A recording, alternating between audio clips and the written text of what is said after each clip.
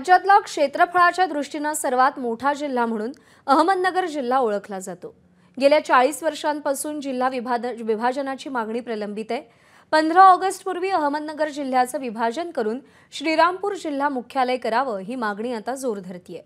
गेल्या 8 दिवसांपासून विविध आंदोलनांच्या माध्यमातून सरकारचं लक्ष वेधण्याचा प्रयत्न श्रीरामपूर जिल्हा कृती समितीच्या वतीने केला जातोय आणि याच मागणीसाठी आज श्रीरामपूर शहर कडकडीत बंद ठेवण्यात आलंय। दरम्यान 15 ऑगस्ट पूर्वी जर जिल्हा विभाजन केलं नाही तर मंत्र्यांना तालुक्यात फिरू देणार नाही असा इशारा जिल्हा कृती समितीने दिलाय। जिल्हा कृती समितीच्या सदस्यांशी संवाद साधलाय नितीन ओझा यांनी। आपल्याबरोबर श्रीरामपूर शहरातील जिल्हा कृती समितीचे काही नेते आहेत, त्यांच्याशी आपण संवाद साधणार आहोत। काय नेमकी मागणी आहे?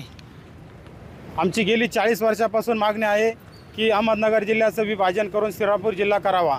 तर त्या निमित्तानं आम्ही आज स्वाभिमानी जिल्हा कृती समितीच्या वतीनं श्रीरामपूर बंद पुकारण्यात आला होता। त्याला सर्व श्रीरामपूरकरांनी स्वयंस्फूर्तीने कडकडीत बंद ठेवून जाहीर पाठिंबा दिलेला आहे। सरकारने यावर तातडीने निर्णय घ्यावा व श्रीरामपूर हा जिल्हा तयार करावा, यासाठी जिल्हा कृती समितीने जे आंदोलन केलेलं आहे त्याला आज उत्स्फूर्त प्रतिसाद मिळालेला आहे।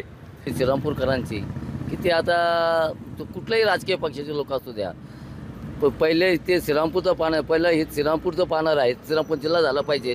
अन्यथा मग वेगवेगळ्या स्वरूपाचं आंदोलन करून कुठल्याही पक्षाचे नेते असतील त्यांना ही निवडणूक आणि भावी काळातली निवडणूक ही अडचणीची ठरणार आहे। कारण जो त्याचं नाव सांगतो तो होऊन नाही देत, ते नाही, हे बंद करून श्रीरामपूर जिल्हा हा केला पाहिजे अशी श्रीरामपूरकरांची मागणी आहे। जिल्हा विभाजन होणार का हे पाहणं महत्त्वाचं असेल। नितीन ओझा, एबीपी माझा, श्रीरामपूर।